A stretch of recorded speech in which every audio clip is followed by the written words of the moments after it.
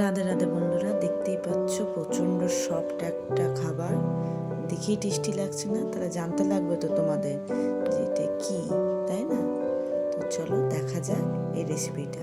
তো তোমরাই কিন্তু নামটা ঠিক করে দিও, আমার তো খুব ভালো লাগে।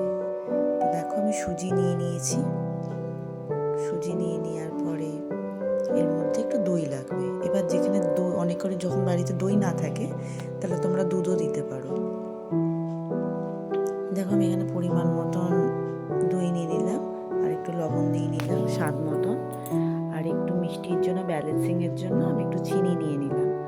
তো একসঙ্গে নিয়ে এটাকে মাখিয়ে নিতে লাগবে। দেখো, আর এটাকে হোল নাইট তোমরা করতে করে ম্যারিনেটটা করে রাখতে হবে। আর আমি এক হাতা এর মধ্যে একটু ময়দা নিয়ে নিয়েছিলাম, কারণ তোমার জিনিসটা দিলে না কি বলো তো, ময়দা ছাড়া জিনিসটা উঠবে না ফ্রাই প্যানে। দেখো এর থিকনেসটা ঠিক এইরকম টাইপস হবে। তো আমি এটাকে সারা রাত হোল রাত নাইট আমি করে রেখেছিলাম। দেখো সকালবেলা ঘুম থেকে উঠে আমি এটার ওপর চলে এসেছি কাজ করতে, কারণ ছেলেকে টিফিন দিতে হবে। ওই প্রত্যেকদিন রুটি সবজি বা পরোটা দেওয়াটা হয় না। তো এটার মধ্যে আমি একটু দেখতেই পাচ্ছ ক্যাপসিকাম, গাজর আর পেঁয়াজ কুচি মিশিয়ে নিয়েছি। তো তোমরা এইটা ওপর থেকেও আলাদাভাবে দিতে পারো।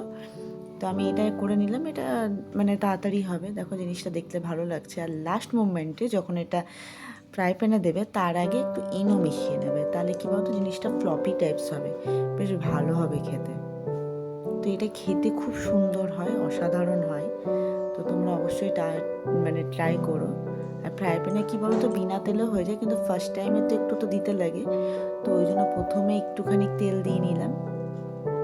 দিয়ে দেখো থিকনেসটা ঠিক এইরকম আসবে, দেখতে হেভি লাগছে না?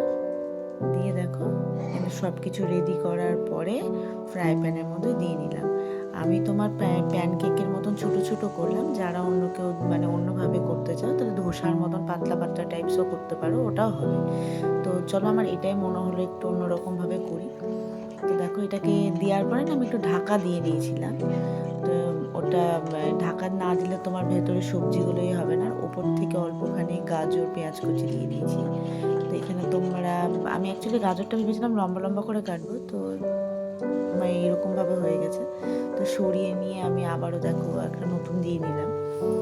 তো দেখো ঢাকাটা খোলার পরে দেখো কি সুন্দর লাগছে না দেখতে, প্রচণ্ড নরম। আর খুব তাড়াতাড়িও এরাটা রান্না হয়ে যায়, খুব একটা সময় লাগে না। কিন্তু ওটা একটুখানি ভিজিয়ে রাখতে যেটুকু সময় লাগে, ওটা যদি তোমার 12 ঘন্টা সারা রাত যদি থাকে তাহলে খুব ভালো হয়, আর প্রচণ্ড সফট হয়। এটার সঙ্গে তোমরা ধোসার চাটনিও খেতে পারো, ধোসাতে যেই সব চাটনি ইউজ হয়। তা আমি শর্টকাটের জন্য সস দিয়েই খেয়ে নিয়েছি। তো বাড়ির সবাই সস দিয়েই পছন্দ করেছে। দেখো এগুলো হয়ে গেছে, বেশ সুন্দর লাগছে না দেখতে?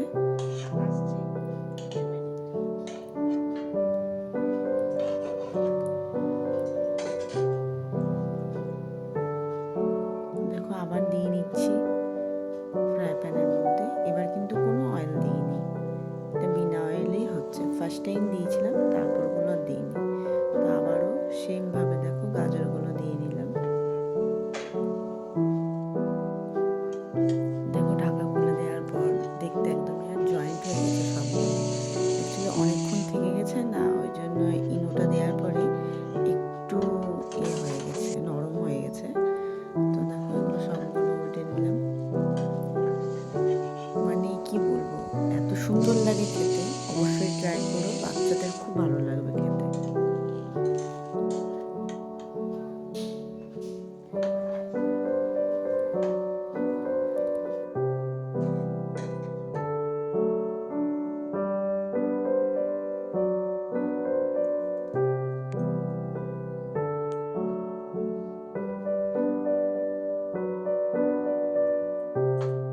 দেখো সব কিছু হয়ে গেছে।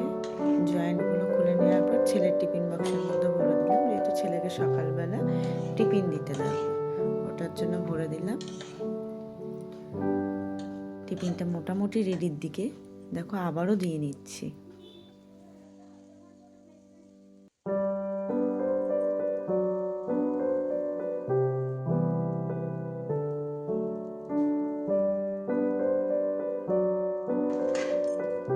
সস দিয়ে খেতে খেতে লাগবে, তার জন্য ঠিক সসটা ব্যবস্থা করে দিয়ে দিলাম।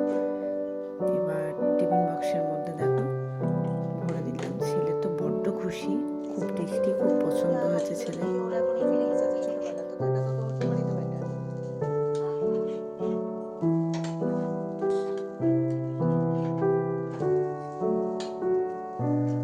যখন থেকে টিফিনটা করছি তখন থেকে ছেলে রান্নাঘর থেকে সরে না, তো ওই জন্য ওকে রেডি করে দিয়ে নিলাম।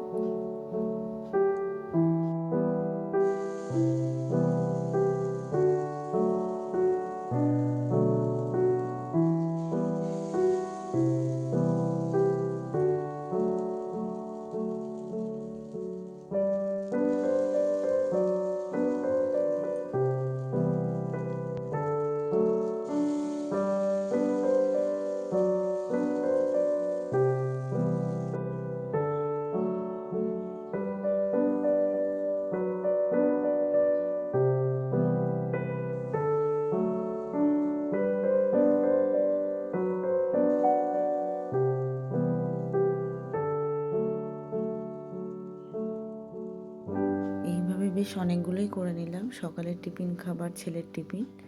তো তোমরা আমার চ্যানেলে যারা নতুন আছো অবশ্যই লাইক, কমেন্ট, সাবস্ক্রাইব করো, পাশে থেকো। আর দেখতে দেখো কি অপূর্বটাই হয়েছে না? আমার তো খুব ভালো লেগেছে, তোমরা অবশ্যই কমেন্টে জানিও তোমাদের কেমন লেগেছে। চলো দেখা হবে নেক্সট ভিডিওতে। Tata, bye bye.